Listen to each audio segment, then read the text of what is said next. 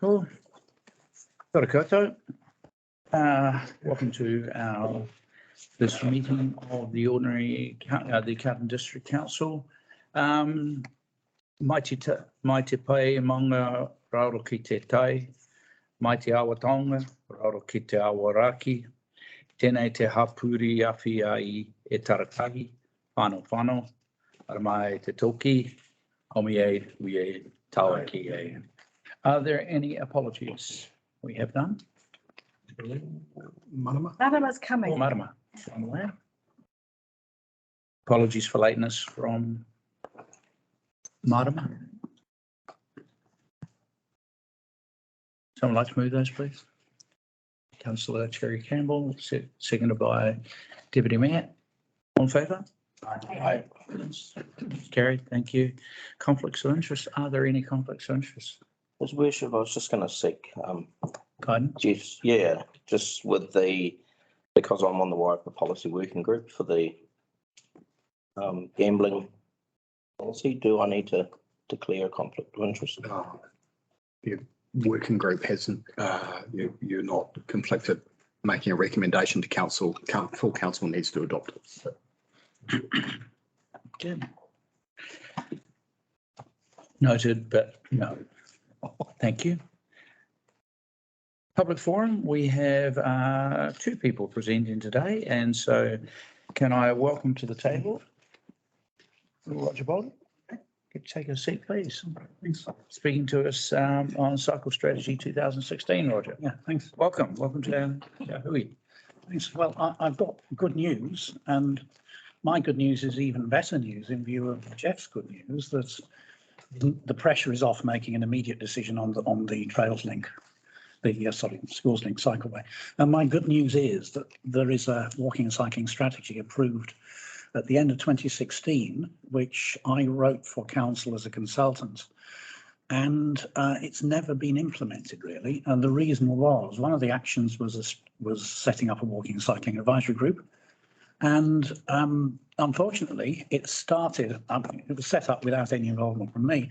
And it basically was an ideas forum of thinking of things to do for cycling. And that's fatal because there's history littered with very good ideas which actually don't deliver more cycling. They seem good, but they don't actually deliver. But there's more good news. There's a lot of research comparing the failures with the success stories, like why do the Dutch cycle so much? It's not because the Netherlands is flat. It's because of why they've done their urban planning, how they've done their urban planning. So, but the good news is that strategy is still there. So if we're having a bit of a stand back and rethink on the schools link, this, I suggest, would be a good place to start. Jane Davis, by the way, previous CEO, she's an urban planner, same professional background as mine, and she actually was looking forward to this, in particular the footpath retrofit, which we'll come to. Just want to briefly outline, and I hope I'm not going to go more than 5 minutes, what's in it. Firstly, treatment of the state highway. I'm not talking about adding cycle lanes, but subtle treatment like landscaping, which alerts motorists that they're coming into an urban area, take a bit more care. Part of the problem, especially outside the town centre, is it looks a bit like a main drag. And so it's very subtle, but it does help the safety of cyclists. A town-wide cycle route network. Now that's not even mentioned in the Five Towns Trail Master Plan, which has got some strengths, but it's the consultants were more conservation, recreation consultants, and so it does miss things with the urban area. You don't plan urban cycling as a loop, for example. This network was about improving connectivity. So, you know, if you can get it easier to walk and cycle than it is to drive, that's how you get more cycling. Data gathering, we don't know very much about where people cycle. And as for crash data, it only shows information when there's an actual crash. There's a wealth of information out there from people on where they don't want to cycle because they think it's dangerous or where they might have had near misses. The footpath retrofit, that was a very significant bit of work. I did a further report, and it's not asset management. It's basically bringing footpaths up to best practice standard. And walking is very much neglected compared to cycling. Cycling is glamorous and eye-catching. Walking is mundane, but it's a lot more important. It fits in with placemaking, crime deterrence. If you're in the town centre on Sunday, you know what I mean. It's also very good for prosperity of shops, footfall. School-based travel planning. Now, kids do not cycle from one school to another. So with all due respect to the school's link, you're not going to catch very many new cyclists there. They don't go from one school to another. They go from their homes to the school, but there's a vicious circle to be broken because parents often don't allow them to because of the danger from all the traffic outside the school gate. So they drive the kids, contributing to the traffic. To break that, you need to work with the school community on an area-wide basis, and that may include some cycleways, but it'll generally include an awful lot more measures besides that, some of them soft measures rather than infrastructure. Almost at the end now. Community-based travel planning is similar to school-based, only based on mainly large employers. We don't have many in the town here, but I'm suggesting the town centre.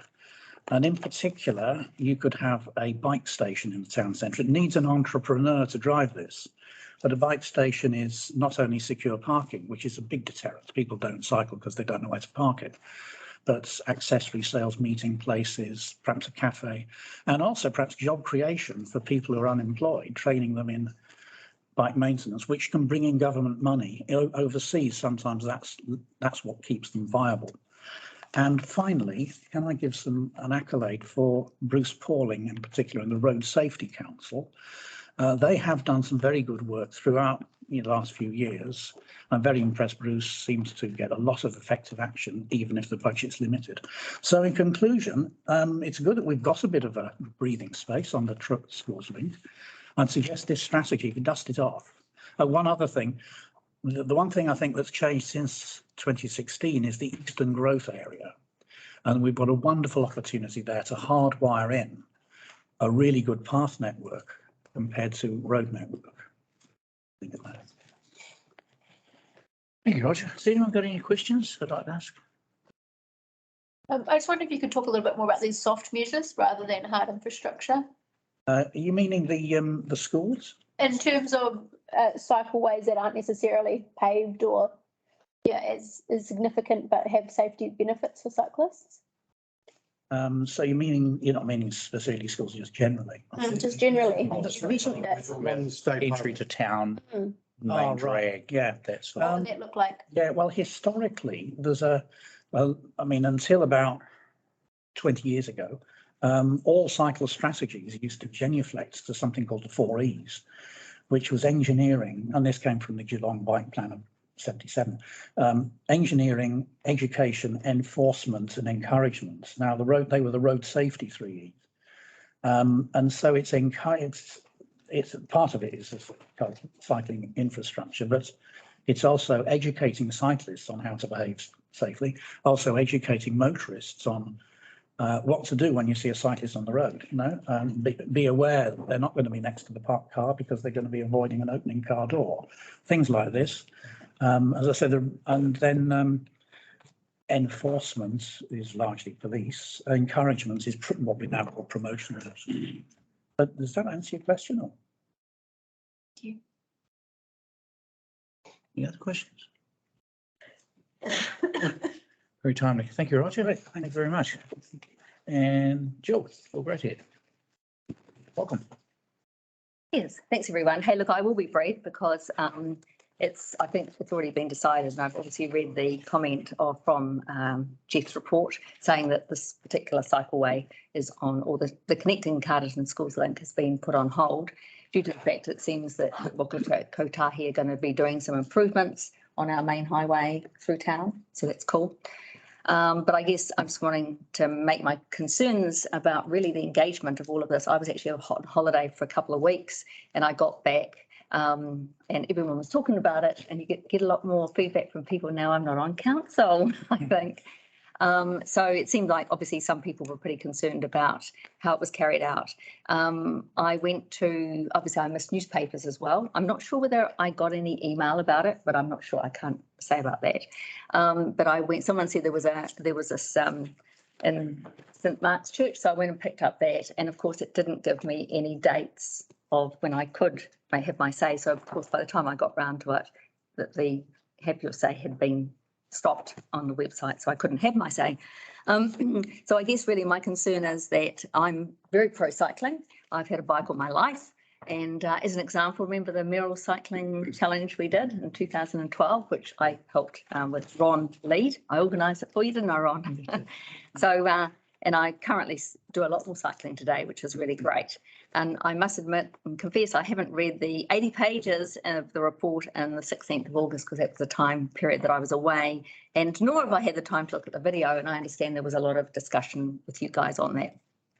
But I think the main thing is that really the things like this kind of infrastructure, which are nice to have at the end of the day, there is health and safety, but I think it really has to be well supported by community. And if you're going to get it well supported by community, then you really need to go a good engagement and really find out what's happening. As you probably know, I'm involved along with Steve and many others on the Mangatariri, and we've done some really good engagement about this flood. It's taken time, but I think we're at the right point. So I guess what I'm saying is take your time and do it well. I know that there was some sort of a rush because there was some kind of climate change funding, climate emergency funding. But at the end of the day, we don't want to make a mistake and obviously have other councils in the future having to look after mistakes.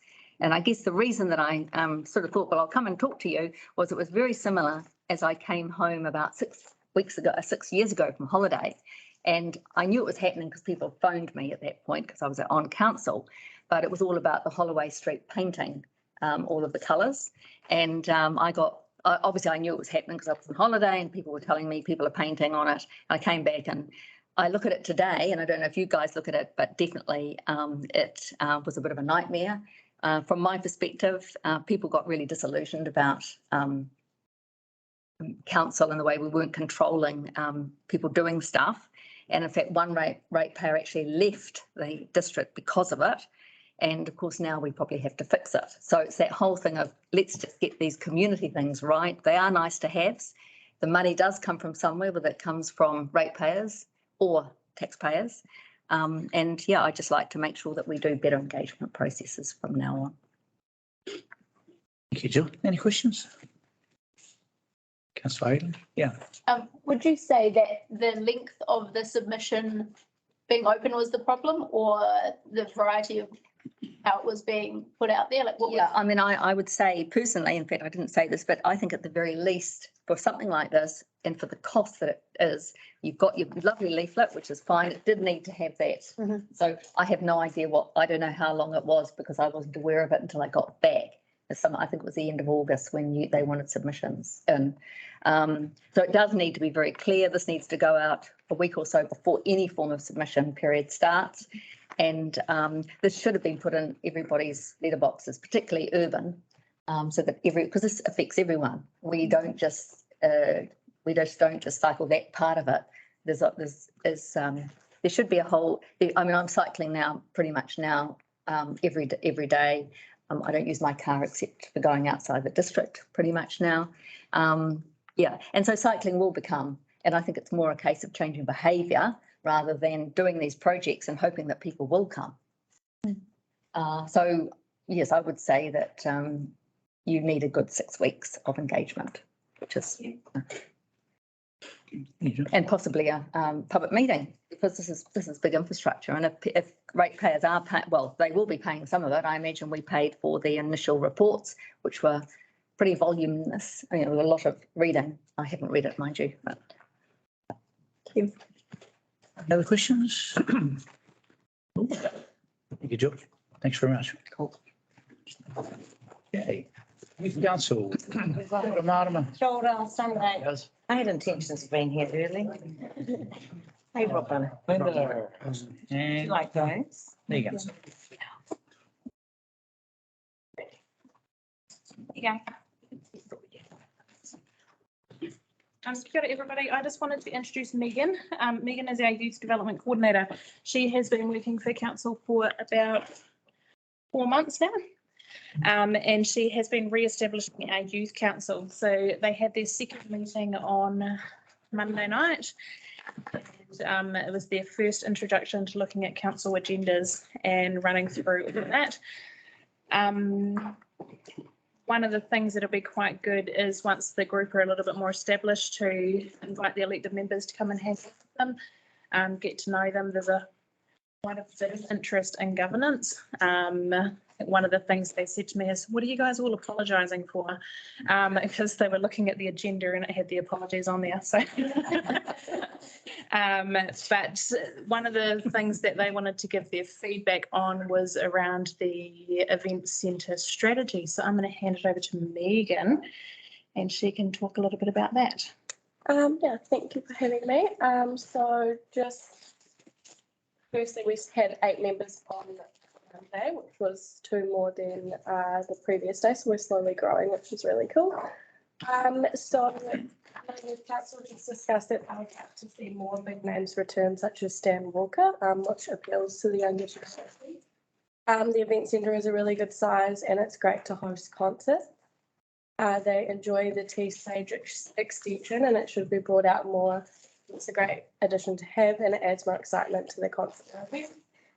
Using the tea seating a bit more as it helps to see everything a little bit better than the floor level viewing.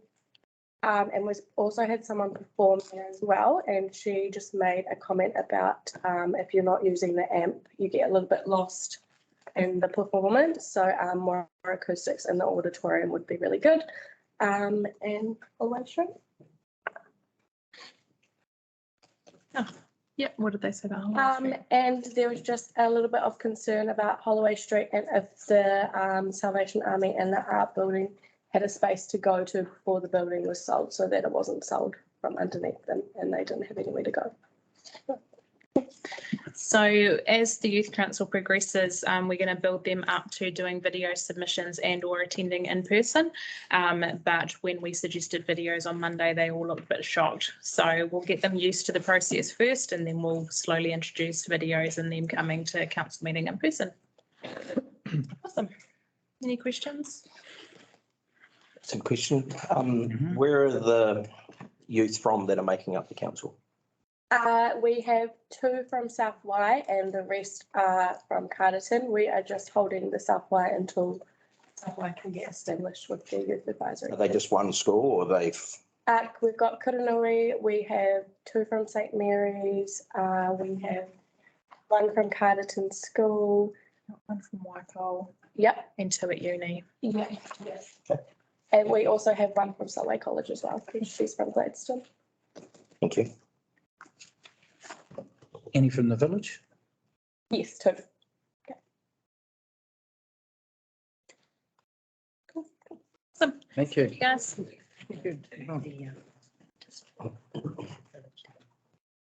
Cool, thank you. Right, moving forward. 6, information of minutes. The minutes are attached. Would someone like to move the minutes are accurate record of the ordinary council meeting on 2nd of August? Councillor Cretney and Councillor Laurence. All in favour? All right. Yes. Carried. No, 6.1. Reports. Destination Wairarapa quarterly report. Adam, please. Okay. All's yours. Wow. The report that you have in front of you finished on the 30th of June. So reporting on a fairly bleak winter period, as we all can agree. But how amazing was the weather in the weekend and how amazing was Daffodil Festival on Sunday. I think it goes to show that weather is a deciding factor for people to travel, and particularly for this part of the region, considering a lot of our accommodation is more suited to probably outdoor activities and our wonderful environment and walking tracks and cycling, etc. So it was really nice to see those numbers and about in the region, and the train was particularly cool to see that there was extra carriages added on, so the demand is there. Looking forward, I'm more than happy to answer some questions, but just looking forward in particular with Carterton, there's a lot of excitement, there's a lot of cool things happening. You've got the AMP show back again. There's the Tulip Festival, which is growing from strength to strength. The wonderful Sam and Hari from Star Safari, they have a international tourism product, but they're looking to showcase at next year's trends in Wellington. They're probably going to be on a stand on their own, which is amazing. I mean, this is international wholesalers come to the country. Wellington's never hosted it before. To have us as Destination Wairarapa representing the region with Sam and Hari, it's a big investment from them, which shows their confidence. It's really cool. We've got World Space Week coming up. Some really neat things happening in the region, and I know that I shouldn't talk about the weather too much and that it's going to be hot and dry, but really from a tourism perspective, that works for us. Yeah. Great. I need it. Yeah. Happy to answer any questions on the report there. Question time. Definitely. Go. Yeah, I agree. Sunday was extraordinary. It just shows you how many people were just hanging out for a reason to be optimistic, and Yes. the smiles were extraordinary. Everybody involved deserves a huge pat on the back. My question is around the steam train. You talked about there's a lot of cool stuff scheduled, the very Carterton Christmas, the Christmas parade, things that I think Wellingtonians, city slickers would really enjoy. Yes. What's involved? I presume it's a lot, but is there a chance of getting the steam train more regularly to call with 600 people from Wellington coming to some of the? That's organised on a by event basis, so it's not something, as Destination Wairarapa, we don't run events. We help promote them. Sure. So it's something that like Toast Martinborough, I believe they've got a train coming over. It's not the steam train, it's a version of, but it's a financial decision. There's a cost incurred. I couldn't really speak to that. I just wondered if there was any sort of, oh, sorry. Well, Glenda, you So, yeah, I mean, I. You booked some pays for that. Is coming back in November, I think. I think Yeah. they're just doing a normal one-off event. Yeah. Yeah, I mean, we have it, they put on the extra carts because it's sold out so quickly. Mm. And we do find that the tickets down to Masterton sell out quite quickly as well. It's a real asset and a draw card to bring people over here. to Yeah. Wellington. Yeah. So do we book that as part of the our event planning ourselves? Yeah. So we So that's sponsored by Times Age. Yeah. Yeah, I guess that was really the question. Is there an umbrella organisation like DW or somebody that actually coordinates the activities happening, not just in Carterton, but the Wairarapa, and actually negotiates with? No. And that kind of, I guess, was the point of the combined council meeting last week when I presented the events study, which is about looking at events in a joined up fashion, and the need to, if we were to have a pot of money that we could pitch for events or pay for things that for the region they gave benefit to everybody, then that would be helpful, because it appears we are missing out on that economic development opportunity from not being joined up. And as an example, I'll use South Wairarapa as an example because I've Toast Martinborough. To put on Toast, I had to deal with the environment group, which was food and alcohol. And then there was waste management, which was a different group. And then there was consents, which is another group themselves. Then there was funding, which is another group in themselves. And then traffic management. That's 5 people within a council. And usually they work within their own work streams and they don't work across the segment like events. And so within councils, it's quite difficult as an event organiser to work in that environment. But then you add 3 councils on top of that for an event that, say, as one of the examples, is an opportunity, mass participation sport. All the councils have got fabulous, fields, cricket, rugby, all sorts of facilities. If we were able to attract mass participation sport for kids, off school holidays, utilising some of the boarding houses and the the motels, etc., for the families right across the region. If we're able to attract something like that, or steam trains, anything in a joined up approach, to me, makes a lot of sense going forward. That may have been bigger than what your question was. Well, yes and no, I guess. Supplementary of that, but I'll just check if there are any other questions out there. So Mine was sort of large. mine was sort of following on with that line of thinking. I was just wondering, and I'd wanted this at the combined council the other week, how much easier would your role be if there was one Wairarapa council to deal with? Am I allowed to? Yes. So much easier. Say it louder. It's so much easier. On the video, the answer is so much easier. And it would make sense. I mean, we represent the whole region. Yeah. And everything that happens across the region. We're bringing visitors from outside of the region to the Wairarapa. Yeah. And for that reason, it would I would be better at my job if I could dedicate more time to doing stuff for the whole of the region one time. Mm-hmm. The danger here is I could spend the whole of this meeting discussing this one report. But there are no, any other questions there? Brian, yes. And I'm just looking on page 27 in your budget variance.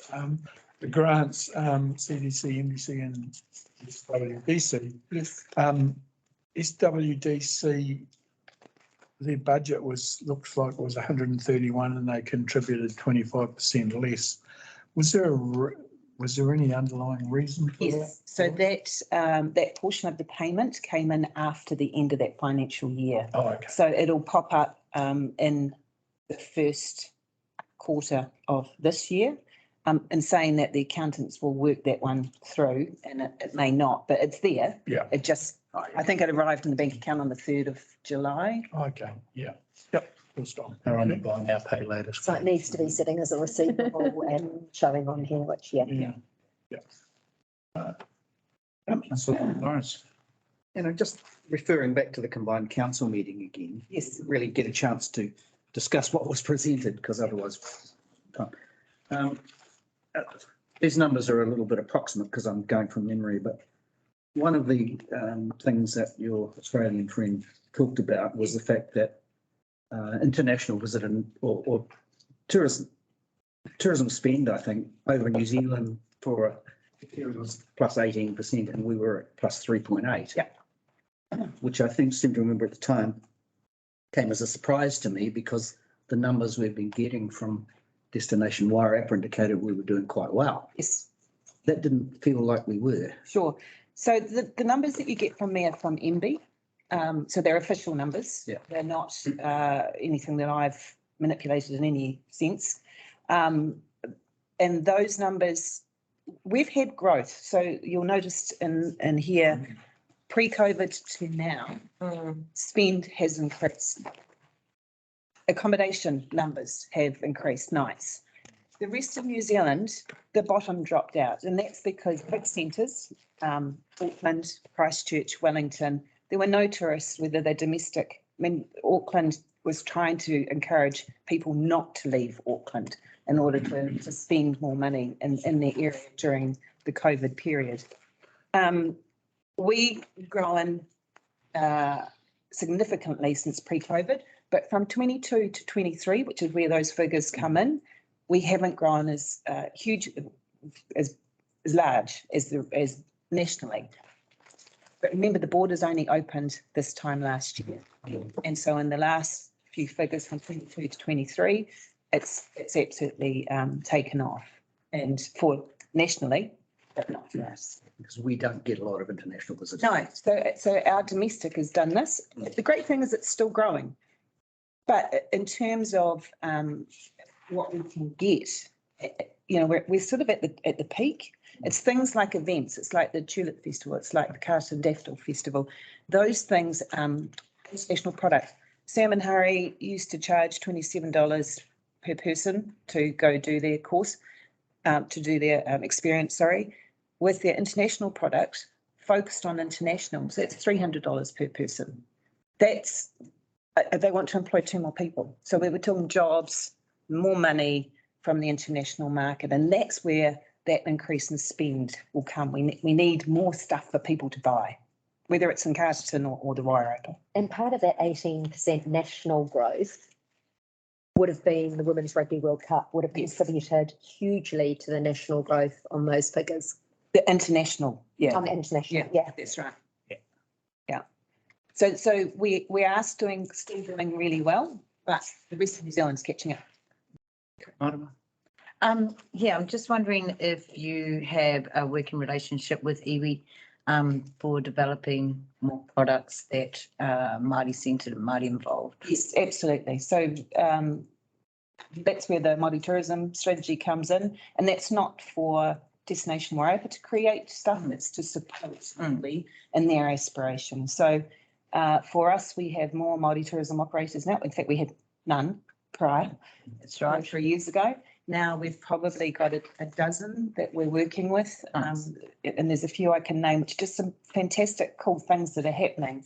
And pukaha is one of the key products, and working with Joe and Ra, who's been my liaison over the last 10 years in particular.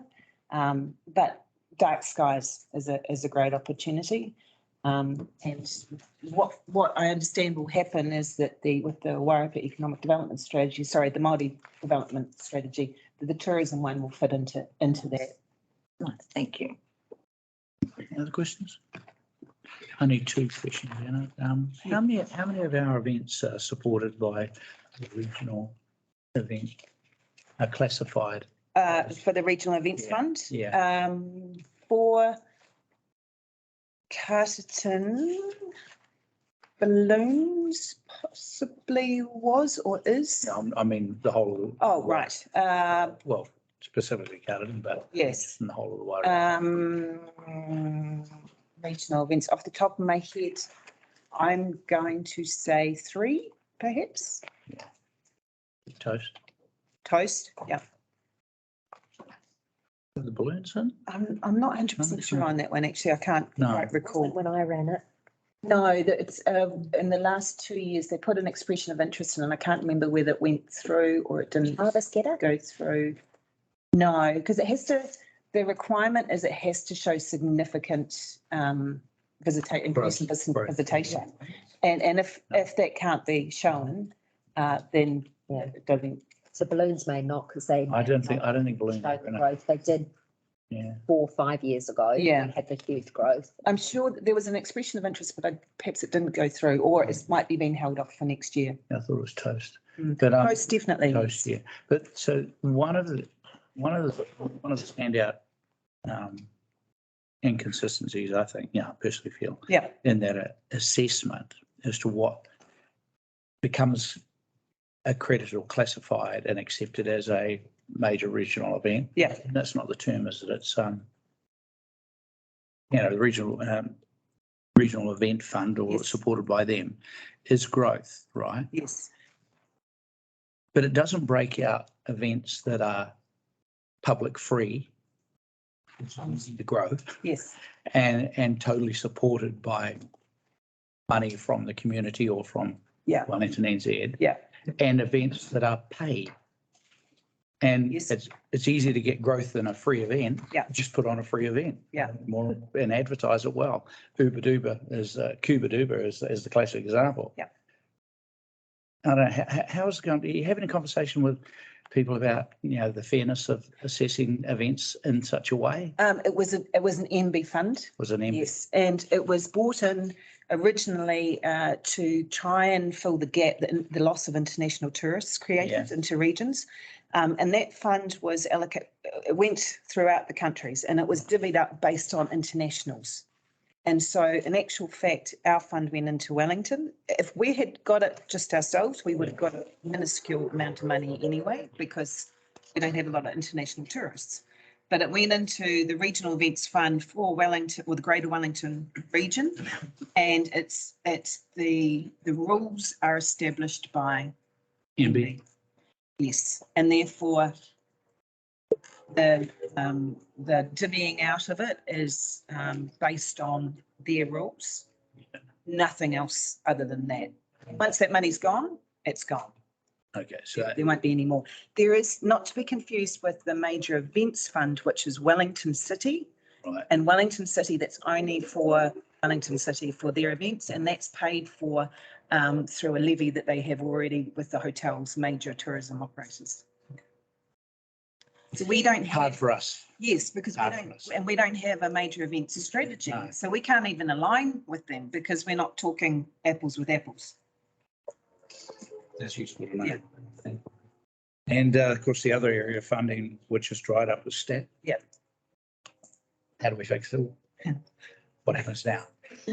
There is a lot of lobbying from the RTNZ, so there's 31 of us around the country, and we're all talking to the government about the system is broken, you know, for many of us in terms of funding and paying for things and how things are developed.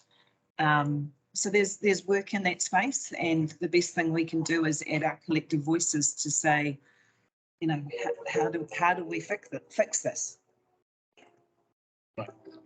Councillors, can councillors, the three councils help in that space? Yeah, I believe so. I'm at the moment TIA, Tourism Industry Aotearoa, putting out a new strategy, and they're bringing in various voices, and local government is part of one of those. It's clearly events are beneficial to regions, but they also impact them, as we know. That's all for me. Anyone else? Steve. Yes, and just a question on what events do you choose to put into, say, the AA Directions magazine and things like that? Is there just select ones that you'll choose? Well, it kind of depends. If it's AA Directions, then it's a national publication. So it's events that will attract people from outside of the region into the region, and also events that have capacity to have bigger numbers. So if it's a small event that's likely to be sold out, then there's really no reason to spend the extra money in order to put it into any further than that. You've got something in mind, have you? No, I was just thinking about one of the ones, I think it's the Festival of Christmas. Yeah. And I just thinking about the Daffodil Festival, Yeah. for example, in the AA magazine as such, or... Yeah, it also depends on what time of the year as well. So if it's, I don't remember when the AA magazine went out, and we advise, we pitch, we actually don't have the money to pay for advertising. Yeah. And that's one of the key things, is what you'll see in magazines and newspapers is often not destination Wairarapa paying for stuff. What we'll do is we'll pitch a story, or we'll pitch an event, or we'll pitch an image and go, you know, daffodils for us, see daffodils or springing lambs, that works really well for us. And if we, dark skies, if we can pitch really great imagery to some sort of media outlet, then that's how we often get pick up. And it's also relationships. So Barb has a great relationship with a lot of the marketing and media people. And we just do our best at trying to be in front of people with stuff that they might like to put in their magazines as much as we possibly can. Good. Okay, nothing else? I can see people like, see, I told you we could spend the whole of the day as everyone's a treat. Nothing? Fine. Joanna? The recommendations, where am I? Right. Someone like to move, we received the report. Councillor Cherry-Campbell, seconder. Councillor Teller, all in favour? Aye. Yes. Thank you very much. Thank you. Thank you.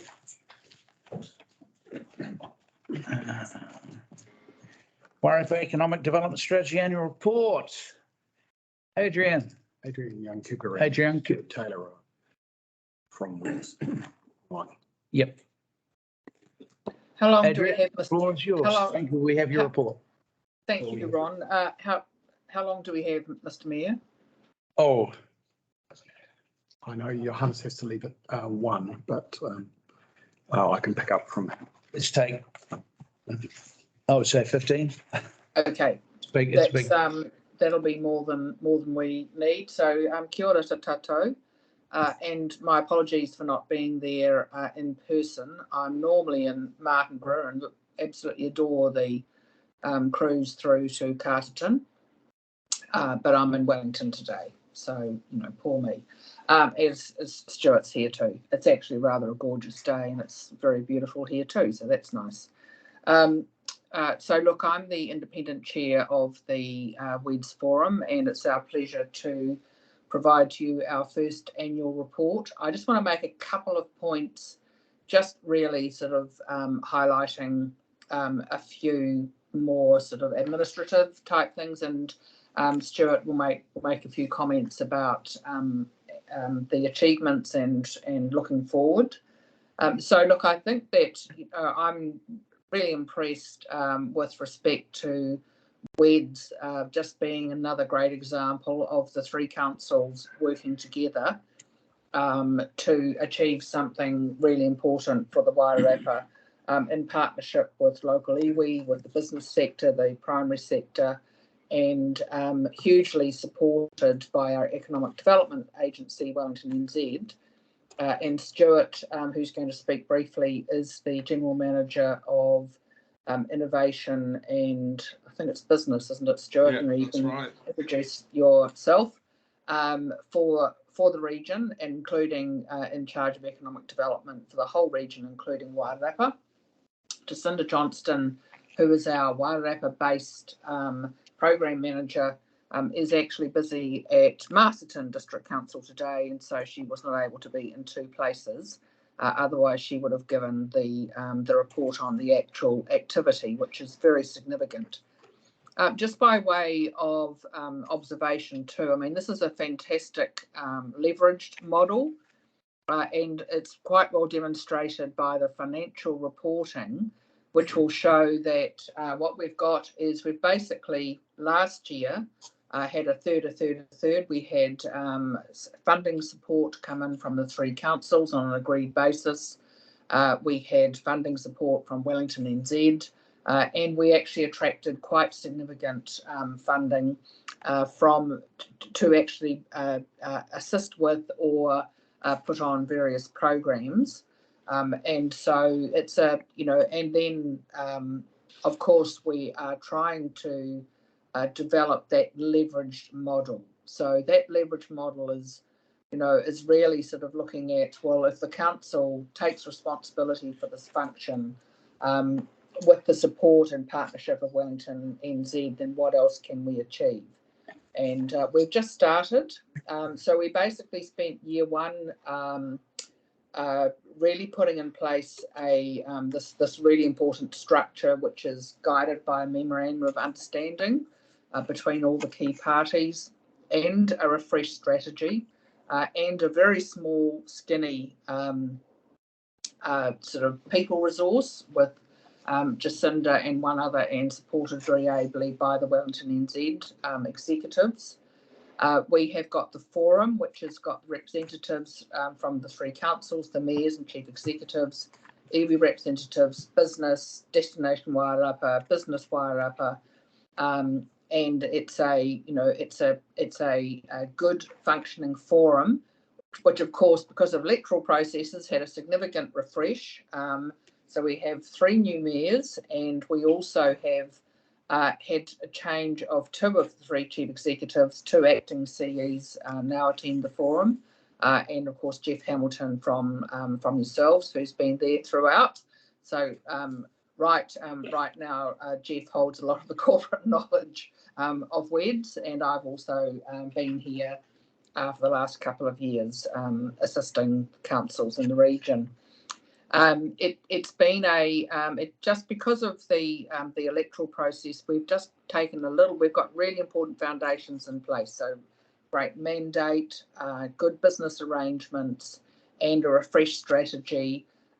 We needed to bring the newly elected councils back on board, and so there was a slowdown of our implementation while we did so not only induction, but we actually did a review of our focus areas to make sure that we were sort of still generally heading in the right direction. There was some nudging and tweaking as a result of that process, and that of course will continue as we go forward.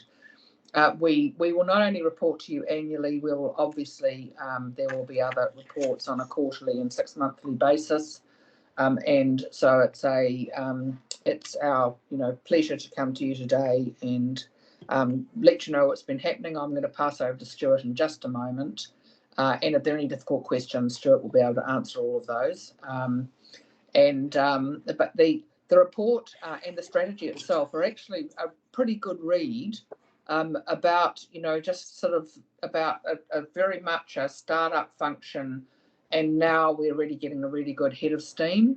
While we sort of talk about, external funding, one of the most fantastic things is that we've run a number of programs and the people of Wairarapa are investing their time. So we're making programs and experiences and advice available often on a not for, no fee, but sometimes very low fee basis, delivering it with a number of agents.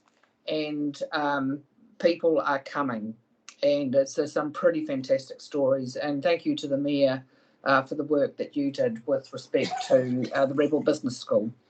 So I won't talk any more about what it is we've been doing. I'm going to pass over to Stuart, and we'll be both happy to answer any questions. Kia ora tātou, ko Stuart Taylor Tokawenga. Thank you, Adrian, and hello, Ron, and councillors.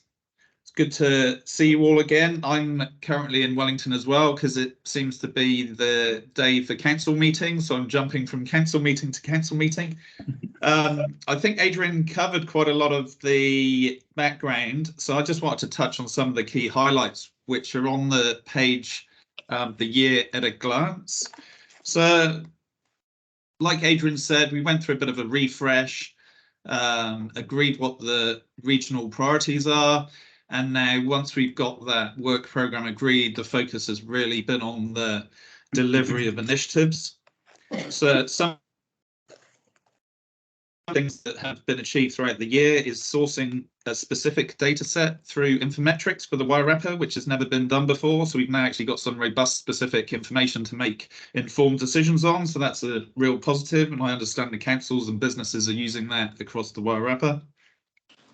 We had the Rebel Business School, and that was the biggest cohorts this year, according to Rebel. So that was a real positive initiative that was getting people's ideas more formulated so they can go on and create businesses. We've used our regional business partners network that we have, which is a different team to Jacinda and Tash in the Wairarapa.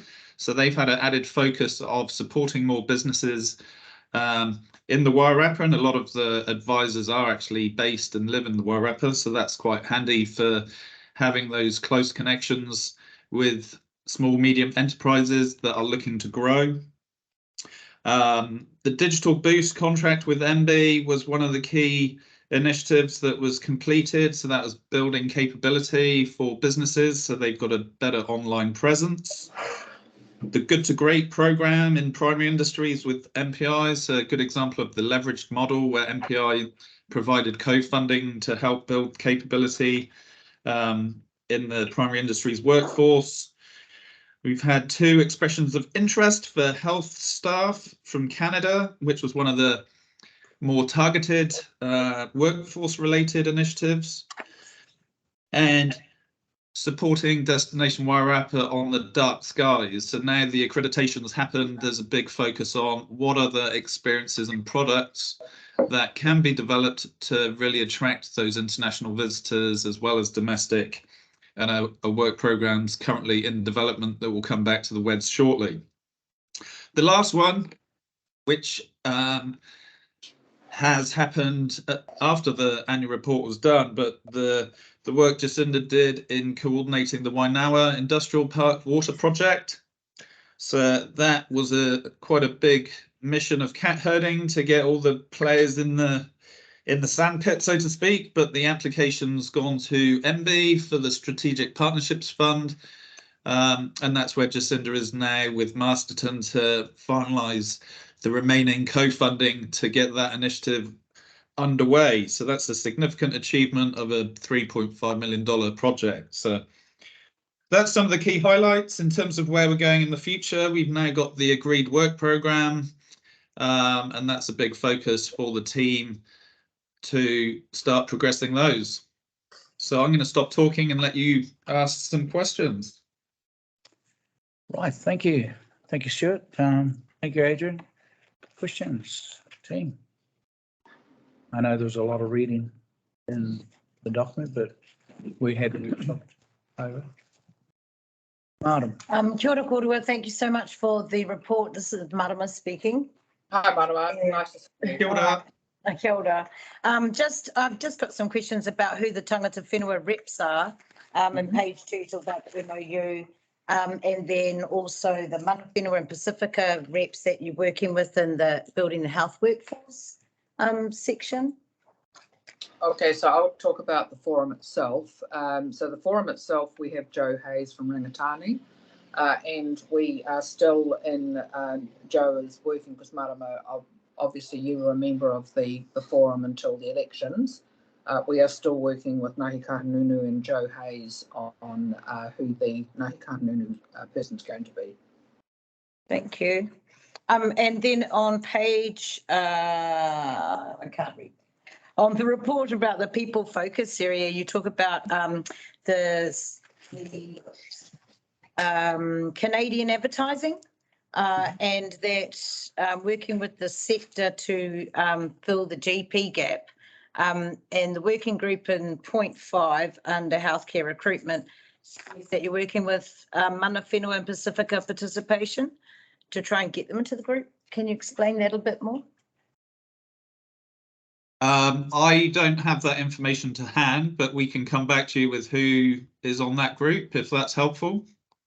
Yeah, be interested in contacting them. There's a pending shortage of 350% for Māori GPs for Māori over 65 in this community over the next 10 years. So we're very interested about building that workforce. So that was the people focus area, which it's covered off under the workforce skills leadership team, which is a drop down from WEDS and shared by Paul South. Well, yeah, I'm just wondering. They've just announced they have 34 new nurses coming in to do their classification, their training. So they're coming in from offshore to help plug the skills shortage gap in medical care. And they're doing their, is it the qualification, the vocation? And training here as well. But I was just wondering if there major successes of the workforce skills leadership group who works under the umbrella of this year. So I was just wondering if there was a push for Indigenous, for looking for Indigenous workforce for that specific gap that's been identified for Wairarapa Māori, that's all. So I'm wondering who to talk to. Kia ora. Kia ora. If I could just make an additional comment, we this is sort of one of those overlap areas with, you know, is it a economic development issue? It certainly is a workforce issue, but actually to date, the forum is keen and has got some thinking underway as to how we can support a significant uplift in our capacity as a region to recruit healthcare, and that includes GPs, of which of course there's a global shortage, not just us. There is actually quite a big structural issue, but it is something that we're paying attention to because we do see the absence of adequate healthcare as a disabler for economic development. So there is some thinking going on in this territory, but we don't have something specific to announce at this stage. Thank you. It's me. Questions? Councillor Laurence. Question for Jeff, really, but everybody's welcome to chip in. Around the Waingawa water, you and Johannes have been very busy with that project. Can you just comment on how the relationship with the WED strategies helped? Yeah, so really good question. Appreciate that. So WEDs have a very strong relationship with central government agencies, so in particular Kanoa. And so having WEDs participate with our strategy here has meant that it's very easy to take Kanoa on the journey and therefore that assists us with getting grant funding towards these sorts of projects. So whilst not directly involved in the idea and the project, the relationships and the behind the scenes conversations that occur between WEDs and central government agencies really do make it our job a whole lot easier when it comes to holding our hand out. And if I could just add something to that, Jeff, central government, particularly ministers, have basically said they're not going to invest in projects that don't have regional priority and regional support. With our strategy, water resilience and land use change is right up there as one of our pillars. And we had some very strong support within the strategy itself of water resilience. So we had a complete alignment. So there was no issue with WEDs being able to come in and actually formally endorse that particular project. And so that was an important tick for Kānoa and ministers. And just to add another layer of that, it's also got its own chapter. So water's got its own chapter in the Regional Economic Development Plan, which is run out of my team. So that is governed by the 10 mayors across the whole region and the iwi leaders, and they've got a couple of ministers on there. So central government look to these plans, the WEDs and the regional ED plan, as what are the priorities for our region that they can get alongside and support. Any other questions? Yes, Councillor Ayling. I just have two quick questions. One was with the financial summary page, the Wellington New Zealand funding of 255,000. Is that something that's been committed to year on year, or are we likely to have them not part of this going long term? I could talk to that. So that is part of our work program. So it's on the basis that 250, if you think of it, that pays for people. So that's the program management office. And then the funding from the 3 councils is the project funding. Mm-hmm. If you think of it like that, that's our commitment to the partnership. And it is it's all documented through the memorandum of understanding that has been signed by Wellington NZ and the 3 councils, and that is I think that's going to be reviewed in about a year's time. I don't have that. My other question was just a quick one, which was I was wondering what WED's plan is to grow their social media reach, because I noticed your followers and likes on Facebook are fairly small at this point. Yes. Yes. Well, that's an extremely good question. I've mentioned it myself. We've got a resource of 1.5 people, but yes, we will take that on notice and we'll have another conversation. I do think that I agree with you that social media is fantastic in terms of just making the networks, the connections, the opportunities, and actually some of the great news. And there's some really interesting economic data that, there are some in the community who will be very interested in, be able to assist them with their longer term planning. So yes, we'll take that on notice. Thank you. No worries. Thank you. Thank you. Other questions? Look, thank you, Adrian. Thank you, Stuart. Kia ora. Thank you for your time and for the report.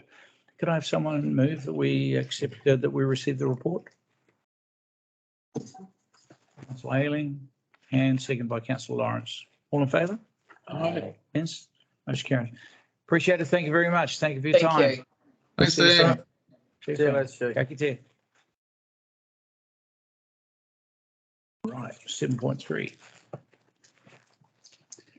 On page 54, Waingawa processed water project. Kia ora, team. We'll take the paper as read. I am really conscious Johannes is in Wellington and dialing in. He had till 1 o'clock. So I guess if I could ask if you have any questions for Johannes, perhaps we could deal with them first and then I could pick up the rest of the paper, given he has to. Unless there was anything you wanted to add to the paper. A few comments, Johannes?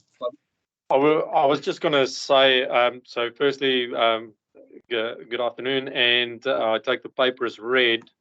Just wanted to point out that Under the next steps, there's a few steps that we've been working on. For instance, with iwi, with JNL, that we're progressing, the paper that's gone to Marston.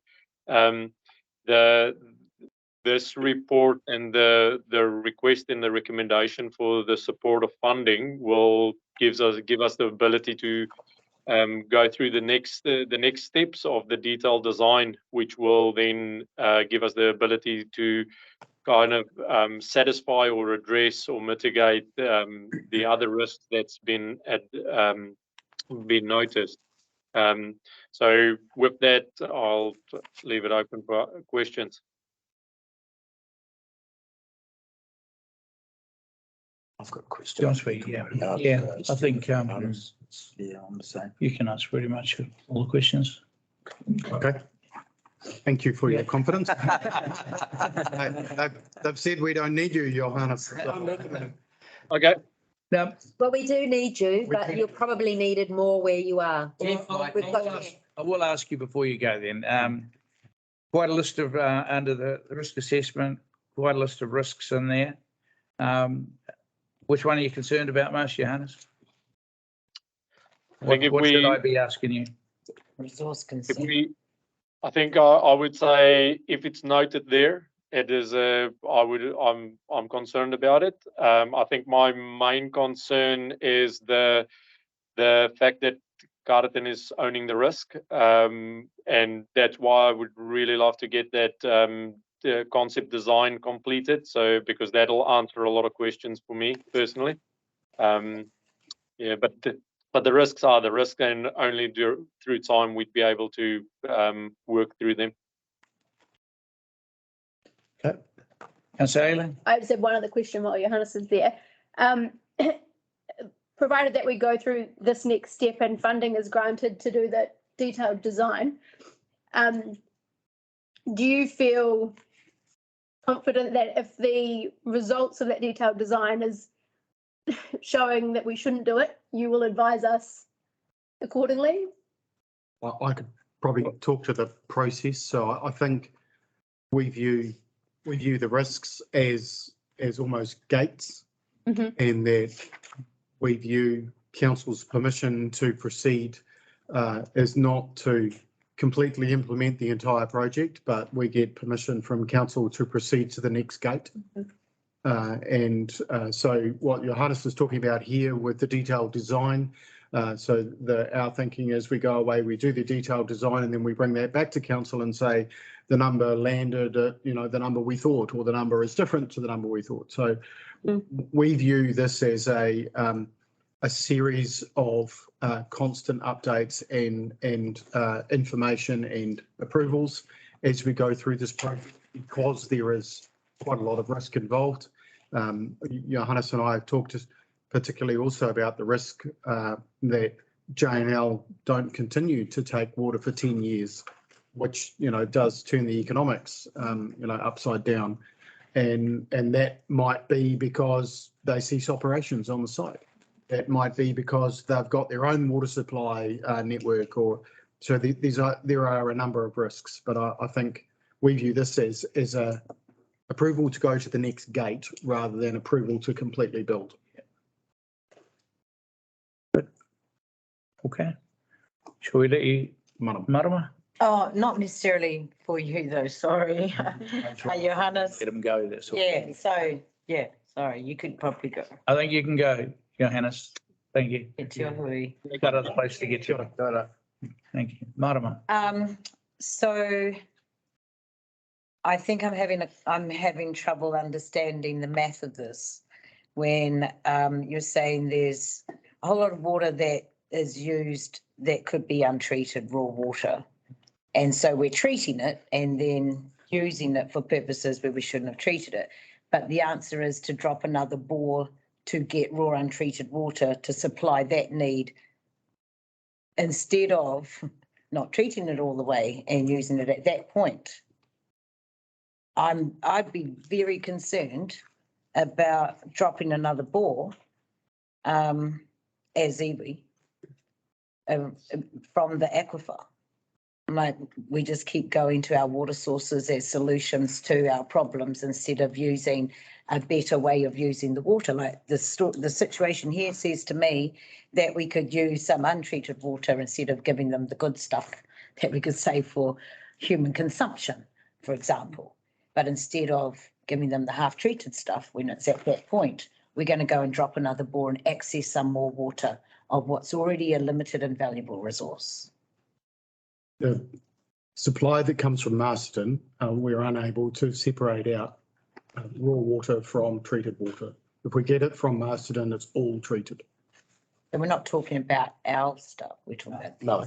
So the supply comes across the Waingawa Bridge from Marston. It's part of their town supply. They take it from a surface take, so they take it out of the Whano and river. So they have a surface take for town water supply. Right. We're using their town water supply to supply industrial users.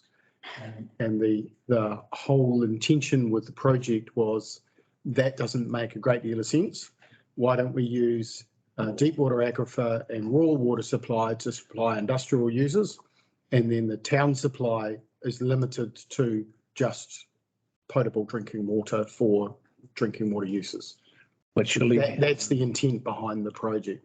And the reason Masterton's so keen and iwi thus far, their Because of water storage solutions. water in Masterton is in short supply and we're burning it for industrial purposes. Yes, but I would hazard to say that the Greater Wellington Regional Council are ad hoc giving consents and allocation and models right across Wairarapa that is exhausting the supply. And actually what they need to do, rather than just dropping another bore to get some more supply, is have a real look at their allocation models and realigning them to the actual need that is in our community.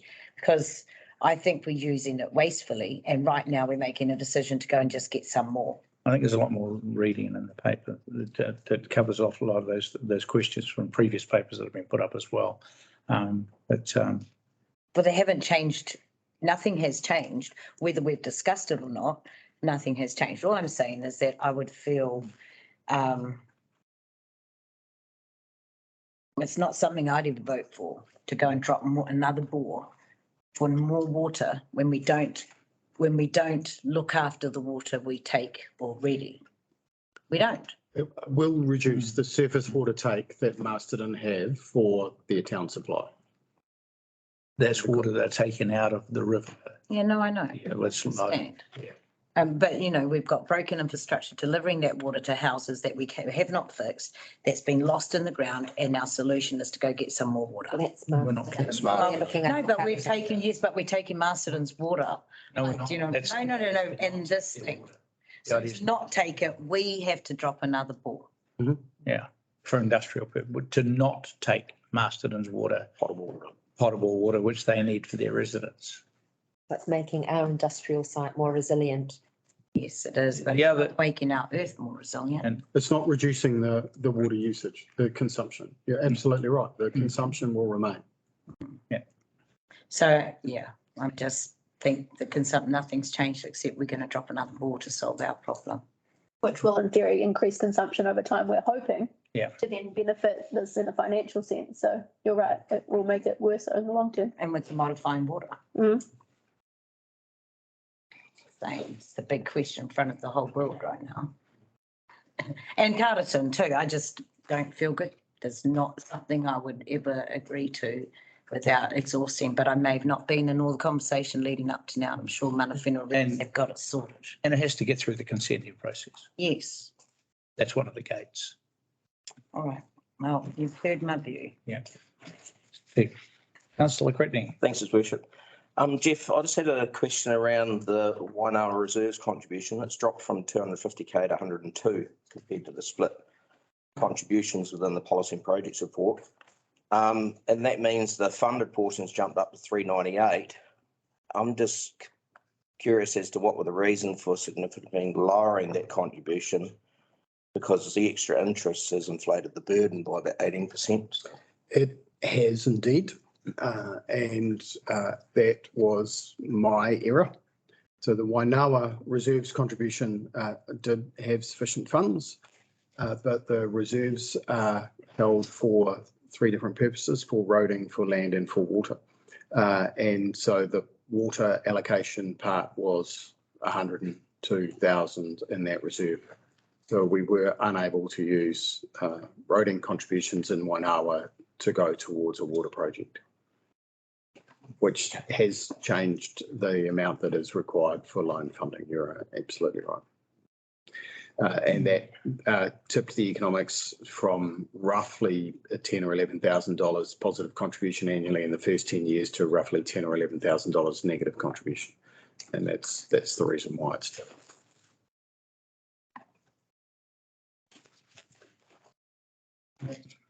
Just Deputy Mayor. So that clear, the project is a $2.5 million project. Now, as the identified significant current user, their contribution or their commitment would be for a user like no capital contribution, but a supply agreement. Yes, so the project originally started with a significantly larger pot, and that included some capital works on JNL's site. And as part of the Kanoa process, we decided to move the JNL capital works out of the project and leave that. So there will be, JNL are investing, but that investment is all on their own site. It's not part of infrastructure for greater good. So the project is $2.5 million, and you're right, the key contribution that we need from JNL is a 10-year supply agreement to supply water, approximately 60,000 cubic metres of water a year at a price that will make it economic. So the scheme would provide the pipes to the boundary, and then it would be up to a user such as JNL, correct, to then provide their own internal infrastructure. That's correct, as we do with the Toby. And then one of the other aspects of it is the expansion of the scheme beyond just one user. So as we get more users on site, we will look to extend towards stage 2 of Waingawa, so heading south or over the road. Potentially there's some other sites that are available that users have expressed interest in. So those sites will require laterals or additional connections, and they will need to come back to council because we will need to expand the infrastructure to cater for that. Thank you. Any other questions, Mara? Sorry, last question. How much water are we asking for? At this stage, we haven't applied for the consent.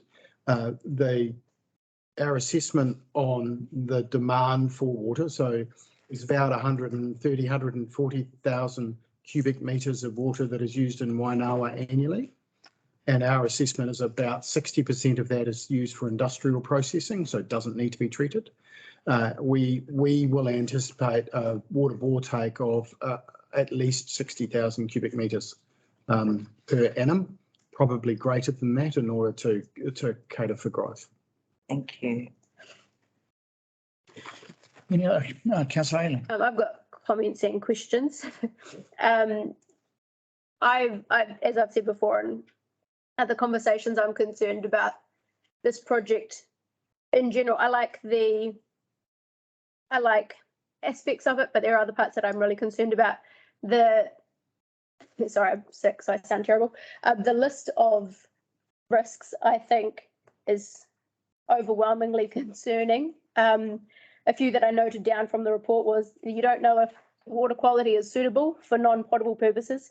You don't know if there's sufficient power for the pump. The funding from the PGF is fixed, so any cost overrun would be entirely funded by the ratepayers. The future of water in New Zealand is totally uncertain at the moment, given Treaty Waters reform. But you are aware the site is a known contaminated site, and that proximity to wetlands could mean the desired site is also unavailable. Like, there's some key concerns. Your numbers are based on a 50-year whole of life cost. The commitment from the one business that this is benefiting at this point is 10 years. If in 10 years, we might get 10 years out of them and they say, sorry, we've dropped our own bore now. We don't want year one. We've done all this infrastructure. We've got more water than we potentially needed for a business that is cherry picked, that suits us because we want to invest in the industrial area, but at this point it's helping one business. Your own line in the conclusion, based on the above economic analysis and spread over 50 years, the cost and risk associated with this project outweighs potential financial benefits. So I feel from reading this report and from conversations with Johannes, you guys aren't sold that this is a good investment of ratepayer money. I definitely don't think it's a good investment. And I think we need to really tread carefully in this space. I think water is a unlimitedly important resource. We need it desperately. And I know we want to be careful with what we're treating, what we're not treating, and how we're using water. But I think this project, I feel, is, we've seen that there's this grant funding and we go, cool, let's get central government funding while it's available. And I don't know if this is the appropriate use of that funding. So I think we need to think carefully before voting on this. I think that's a fair summary assessment. Just to on top of what Grace has asked, what is our MOU or contract with Marsden District Council? Just if they were to suddenly go, sorry, we're not going to supply your Waingawa industrial estate with water. Where does that leave our industrial estate? So the conversations we've had, and I'm not sure there is anything documented. The conversations we have are mostly around a dry year spell and how that they would cut back supply to the industrial area because there is a town supply to take priority. And the challenge, obviously, for industrial users is the cutback of supply means that they have to cut back on production, which means cutting back on jobs. So, I just, and on that, if I do have a critique of the paper, there are two risks on the counter side that aren't in the paper, and that's one, unless I missed it when I was reading it. The other one is the question of building and resilience in the event that we lose the bridge and the pipe that currently exists. And we all know that if we lose that bridge in a flood and we lose that pipe, we'll be thanking God we'd put down our own bore to feed our industrial zone. But those are two risks on the other side of the ledger, which I expect to see there. So thank you for that question, Steve. But Councillor Cullen, you had a question? Yeah, so I'm talking earlier about Carterton, not having any leaks. Marsden got lots of leaks. If they have a bad summer, notice Marsden always the first ones to put on water restrictions. Yeah. So if they have leaks, water restrictions, and then they say, right, we'll look after the residents or cut off the industrial or to restrict them. And say this is foolproofing it for ourselves. Yep. Yeah. Deputy. Thank you. Yeah, I appreciate Councillor Ayling's comments. I suppose I think back to when we first started considering this project, it was around the principle of the potential of industrial growth in the Wairarapa, and there's only one place that's designed for and with that potential, and that's the Waingawa Industrial Estate. And one of the key components for any medium to large scale industry looking to establish or relocate is power and water, that the two obviously after land and connection to rail and state highway. So the principle right at the start was what can we improve the potential for attracting new and large scale businesses to the Waingawa estate.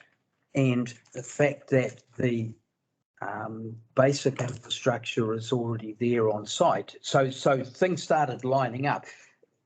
I guess I'm making the point around the funding. The Kanoa funding wasn't, here's some money, let's chase it. It was around, does the principle stack up and is it a project worth pursuing? If so, what are the potential funding partners likely to be?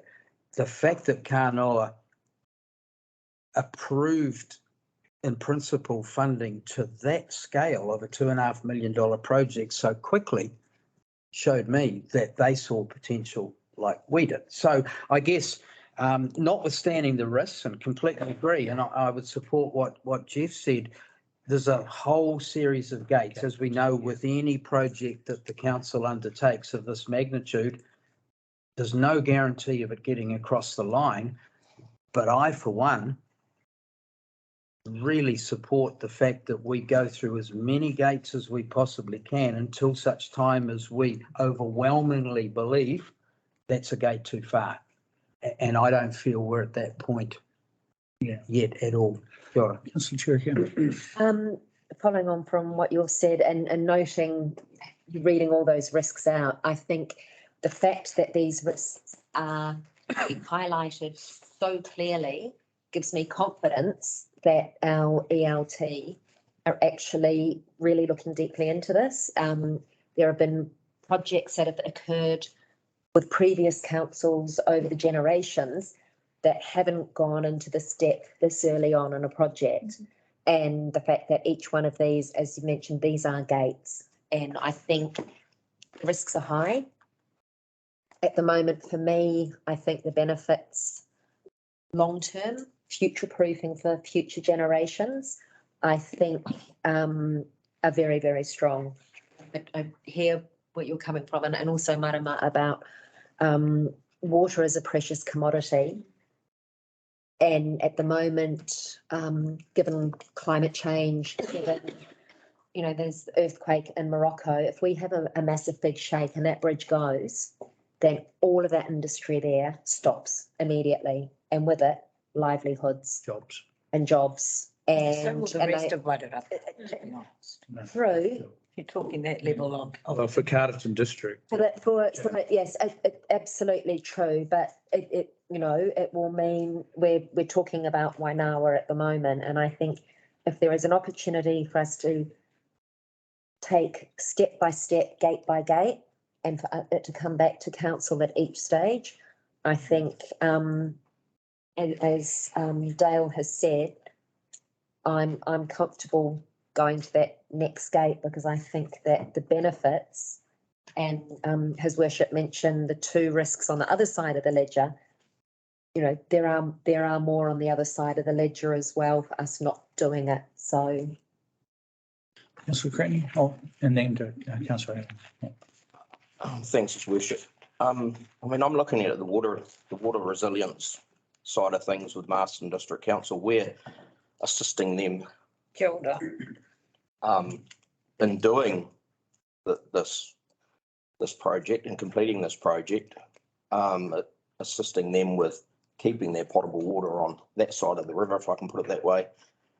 But I also think there might be a 10-year discussion with J&L about that, a 10-year contract or whatever. But within that 10 years, there could be another 10 businesses that arrive who want water, but they're not going to turn up there unless there's that capability available. And Marsden District Council are not going to suddenly push more water into Waingawa to allow that growth to occur because they're struggling to support their own town, or their own city. So I see, as Dale's mentioned, that moving through this process, and if it gets to the end of this process of 0.9 or 10, and it turns out it's not the way to go, then we can stop the process. But Councillor Ayling, just on both of those points, I noted in the report it said that the water tank is likely to be located near the fault line. So I wonder if the idea of an earthquake that's strong enough to take out a bridge would also be strong enough to have some impact on where the tank is located and could damage the pipe or the tank, or not have that as a that's listed as a benefit, and I wonder if having it by the fault line is not actually going to be much of a benefit. And the second point would be, I mean, I like the idea of gates and that we approve things slowly so we don't commit to the full project, but I worry about how much money we can throw away in the process of a good idea that we end up stopping. And I hate to see ratepayer money thrown at something that we end up not doing, because I feel like once we've committed $500,000 to something, well, flip, we better finish it. So I'd rather us have a solid idea and a commitment to something than just hope that it turns out okay and that the risks don't look as horrible as they are on paper at the moment. Both the tank and the fault line are currently in place, so it'd be very difficult to move either of those things. The tank is something of a slightly unnecessary, but we will, because it's there, we will use it. The intention was to draw from the aquifer and pump through a reticulated network. We may be able to utilise the tank and install a smaller pump, and then so we'd be able to pump slightly more, so 24/7, and then fill the tank at night when the demand is less, and then allow the tank to provide pressure to the network during the day when the demand is greater. So the tank is useful because it's there. We wouldn't normally build a tank for this kind of supply if it was a clean slate. So, and your second point was regarding throwing money into a project that we then later can 3/4 of the way through. I talked to the team about the 5 Ps: proper planning prevents poor performance. And the whole point of the detailed design is to undertake the proper planning and procurement at the front of the project, so you know how much you are planning on spending.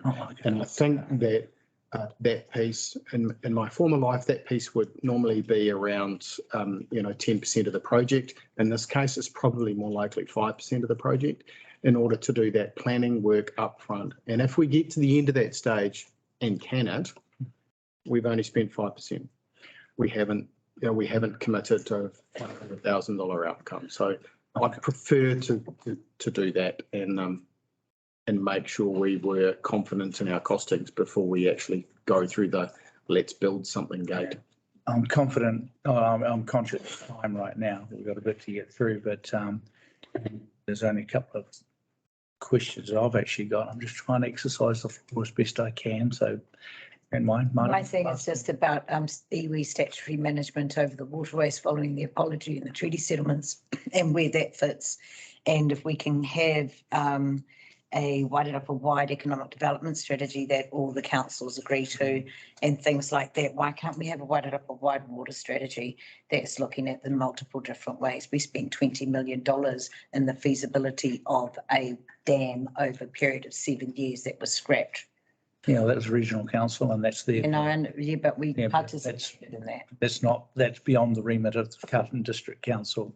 Whano, and we have iwi representatives sitting on. We've got wide water strategies. Yes, I know. I understand. I can't understand why they would ever give this consent at all, and I'll be talking to them. Take 3 councils. There we go. My only questions are around the Jeff, around the things. Yes, my only questions are around the economic analysis over 50 years.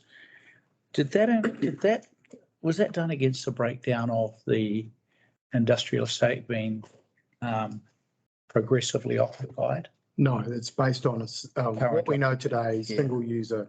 So I think because my take is that 11K would be a different picture if we're looking 50 years and we're saying that's going to develop, and we've made a very specific decision about what we're not going to let be developed there, which if we'd let it go ahead, we would have needed a truckload of water.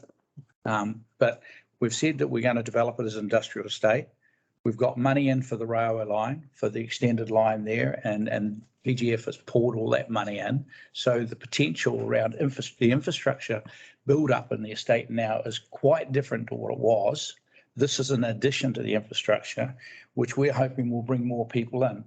And I'm wondering what that modelling would look like at 40%, 60, 80 and 100% occupancy over that 50 years and how the numbers will track up. I'm also concerned that Masterton's water problems are not going to get less. They're only going to increase, and therefore there will be no certainty of supply for our developing industrial estate from Masterton. That concerns me. I don't know what that. So I'm not seeing the other risks highlighted as much as they probably go. And I take Councillor Ayling's point, and I'm totally on board with the gates, because if I look at that list, I can mitigate and offset some in my head because I know what's been done. I think the other thing that's helpful is if councillors haven't been down to the estate and looked at the existing water infrastructure and the land we currently own there, it might be a good thing to do so. And I'm sure Brian and Councillor Cherry-Campbell and CE, along with Johannes, it might be useful if we go and have a look. There is a large supply of water there now. There's a huge reservoir you can look into at surface level. It used to be the main supply for the freezing works, which has been gone, and that tank was built way back then and has withstood every earthquake since. My concern isn't so much about an earthquake taking out the bridge, it's the flood. And we've seen increasingly how floods take out bridges on this coast, up and down. So I just think that the paper probably could have had some of those other risks that would reinforce the value of the project. I'd love to see some modelling around 20, 40, 60, 80 and 100% occupancy of the site, because all of that will require water for that development to go ahead. If we don't provide water, we might as well shut the development. The other thing that I'm interested in knowing more about is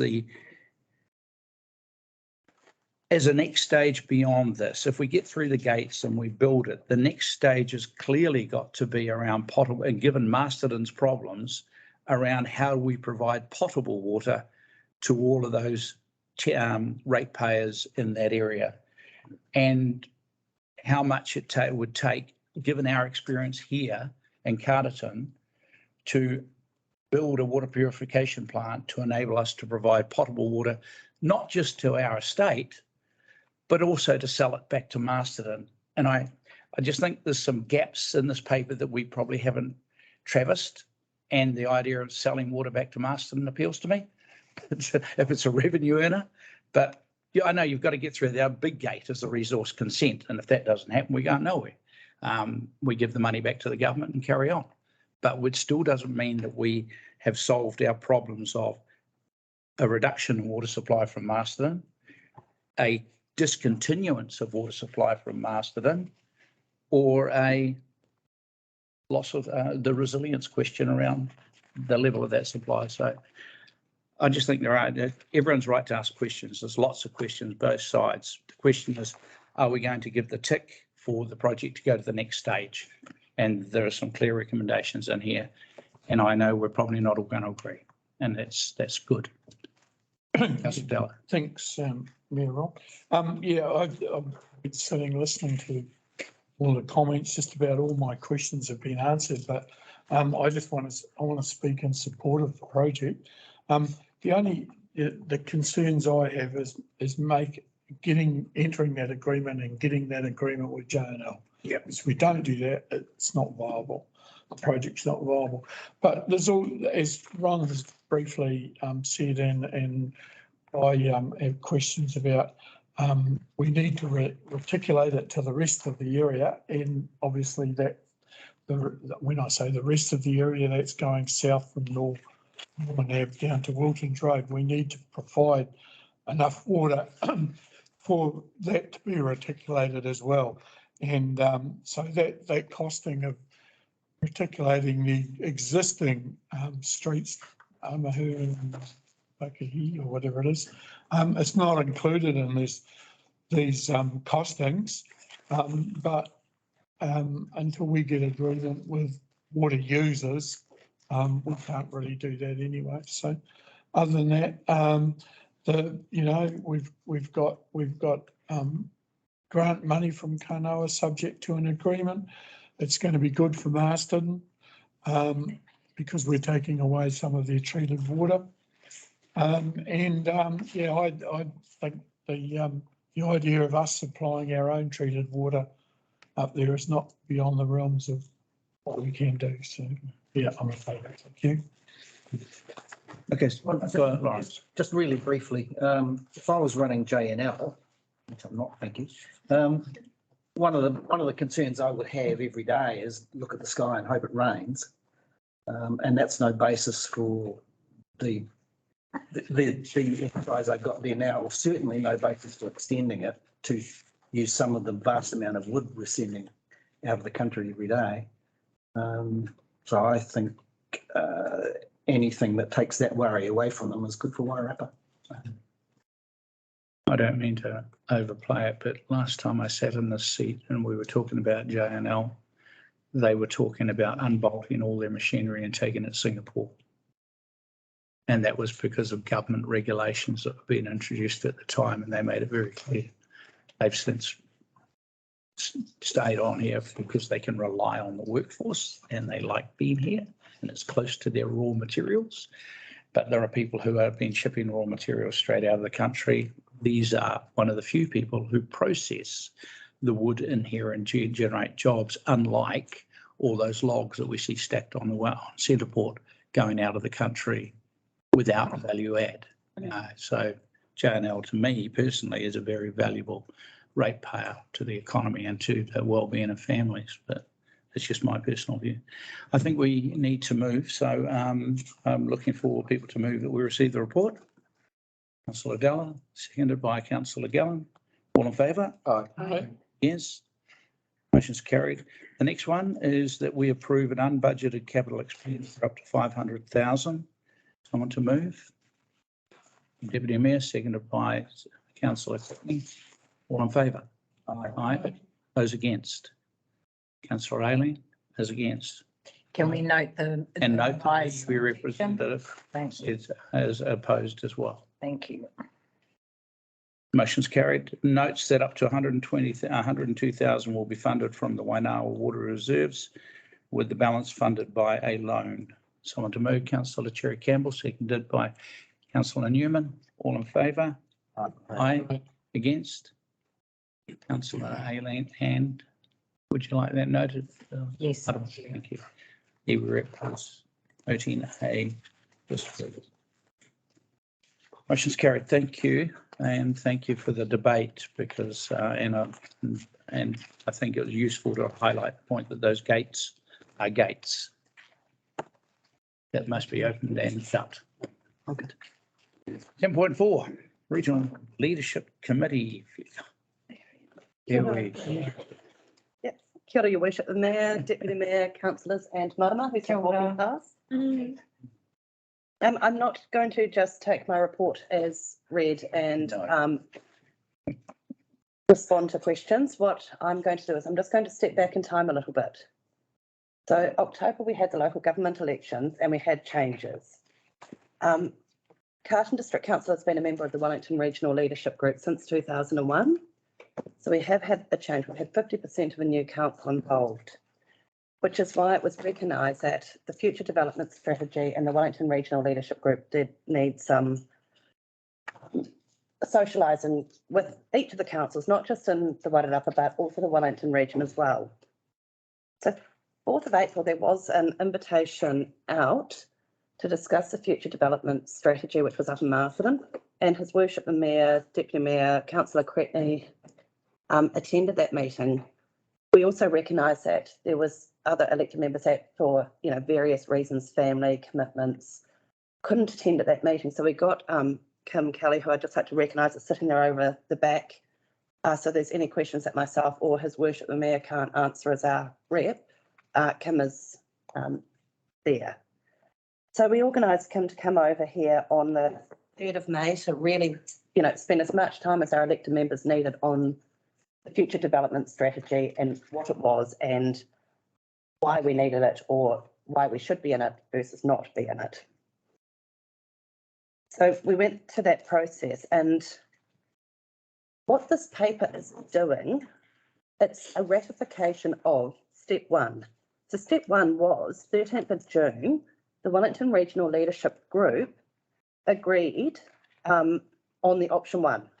So just a reminder that Wellington Regional Leadership Group is comprised of the mayors from the 10 councils. So as elected members, you provided your mayor the ability to discuss this document, make changes, have Carterton's voice out on the table.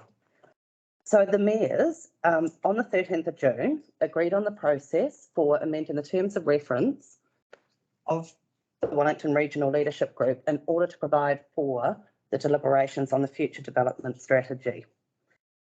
So I just really do want to highlight that this paper is a formal ratification by each of the 10 councils in the region of what was agreed by our regional mayors at that 13th of June meeting. There was also the workshop in August after that, which I think was an evening event that Councillor Della attended with His Worship the Mayor. I have just, when I had a quick chat to Kim, so Rangatani o Wairarapa and Kahununu ki Wairarapa have provided names to sit on that hearings panel. So what, in essence, we would have 5 representatives from the Wairarapa sitting on a panel about a future development strategy, which I think that's pretty punching above our weight for a region. I think that was the only really key things I wanted to highlight before we got into the discussions. And I would just like to make one amendment to my recommendation 2, which was an error on my behalf. It wasn't the 17th of February 2021 that our council resolved to become a member. It was the 27th of January 2021. So that just needs to be amended. And other than that, I will take the rest of this as read. And as I said, myself, His Worship the Mayor, and Kim are here to be able to hopefully answer any questions that elected members might have on this. Yes, you should. It's very important. I've just been hearing my Kia ora. Thank you. Kia ora, councillors. I'd like to just note that the Wellington Regional Leadership Committee terms of reference, which we are proposing to amend here to allow the adoption of the future development strategy, will also need to be amended following the review of the Wellington Regional Leadership Committee. So I asked the question of the team, why are we amending the terms of reference twice? Why are we doing this twice? Why don't we wait until the review has been completed and then we just do them once? And the challenge we have is, as a region, we have to adopt for FDS, which is in front of you, within a particular prescribed timeline.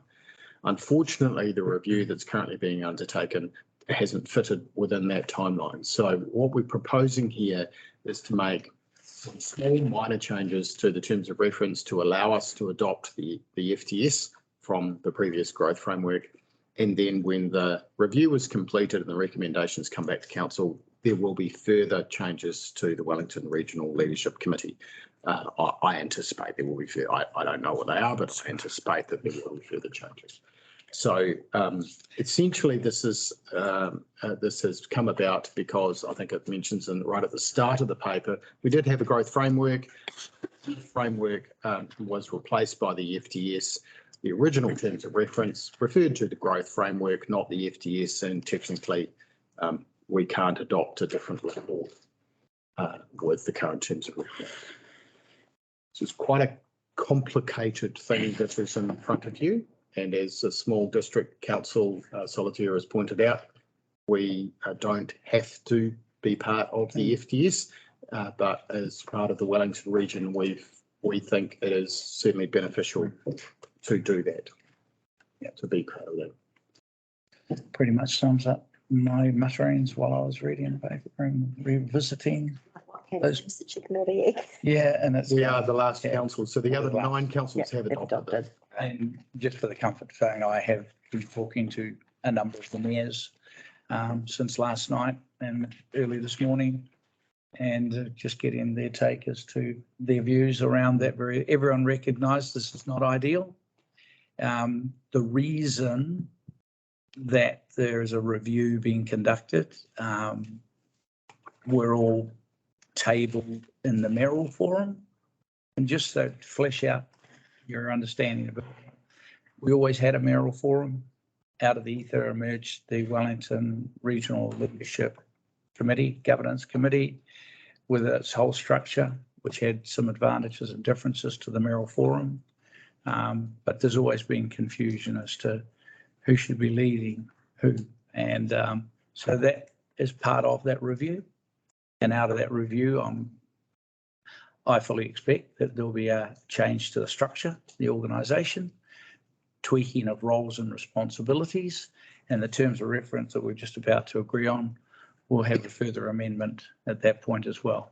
And that pressure is as much coming from iwi, and there are 7, as you would have counted, iwi reps involved in these conversations. One of them walked away from the table and said, we're out of here. And they have not attended any of the meetings that I've attended because they just find it for their reasons. But hopefully this is a step in the, by the time the review's finished, we'll be walking on ground that has a higher level of consensus and direction than possibly has been in the past. That's my view anyway, but if there is any question, I know there's a lot of reading in there, and we will revisit parts of it. It's not just the FTS, it's the terms of reference, the joint committee, the subcommittee as well, and we'll be addressing the people who will be appointed. Are there any questions? Yes. Councillor Newman. The elected members and iwi representatives appointed to the joint committee, subcommittee, will they be commissioners? No, they don't have to be, because this is a committee under the Local Government Act, not under the Resource Management Act. So you're not required to hold the making good decisions qualification. It's a really good question. It's a question that I've noted myself for addressing at a later stage, because that committee is going to be charged, specifically put together to conduct hearings. And I've got questions that we will, once we get into the review and we start looking at things again, it appears to me that your question has a degree of validity. If we're conducting hearings, then I would have thought that there are going to be some people, some of the criteria has to be around qualification and skill sets, surely. And we have 2 commissioners sitting here who are perfectly qualified to do that sort of work. But I just, so I'll be asking those questions, Lou, even though we're going to be signing off, and as we get further into the review and we start looking at whether or not there needs to be a balance. Some people qualified, some people maybe not, but it's a valid, I think it's a valid question. It's the same as the other question that, I have around the ministers, the cabinet ministers' participation.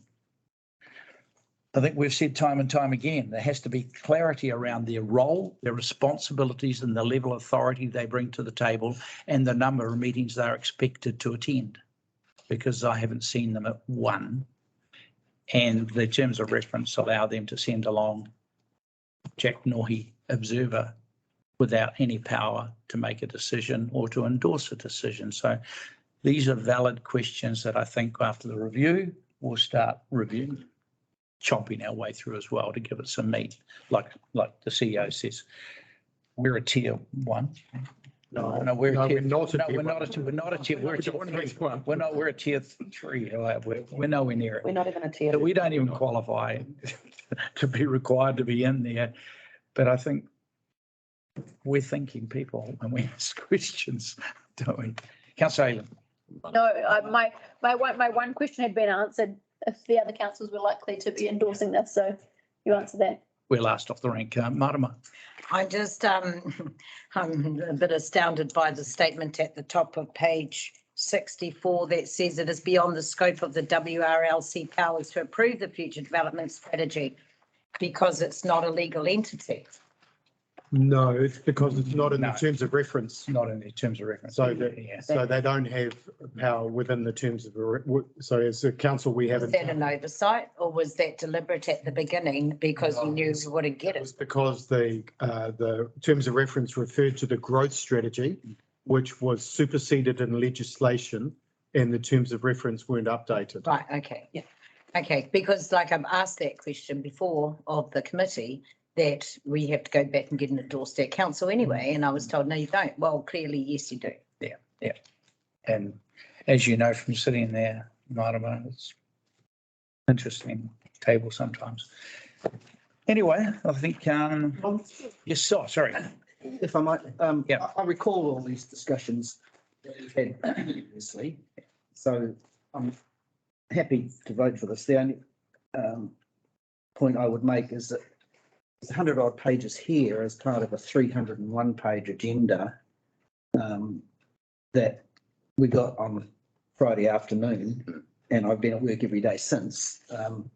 So I'm kind of taking this on faith because I have not really had an opportunity to look at this enormously. I know everybody's under a lot of pressure, but I just wonder if some of these things which perhaps might have been available a little earlier could be circulated, prepared if you want a little bit. The point I'd like to make. Absolutely. Happy. I absolutely take that point. And Councillor Laurence, it's a big document. It's a lot to go through, and we're all very busy. So I will take that on board and make sure that information is fed through as soon as we have it. I just on that, thank you. I think that's really important. The other councils have also, well, the ones that I've been involved in, have also expressed just the overwhelming nature of these reports and having little time to go through them and get all the rest of their council and staff through the understanding of it as well has been quite difficult in the past. So, I mean, I'm the Kahungunu rep on this board at the minute. And we've had the joy, gratefully, of Kim Kelly coming to talk to the iwi about it because we were late to the table and being on this group as Kahungunu. And so it feels like there's a lot of Wairarapa has been missed out in the making of this movie. But we see that there's a pathway for us going forward to be more vocal about our future development over the next 5 years. So it's a living document as well. This doesn't mean what we sign off as the end, because we certainly don't see ourselves well represented in it, and we want to make sure that there's an opportunity for us in the future. Yep. Okay, so we've got our recommendations to go through. That date changed, or was that from 17th February to what was it? 27th of January. 27th of January. That year? Same 2021. Same year. It was a bit earlier. Okay, so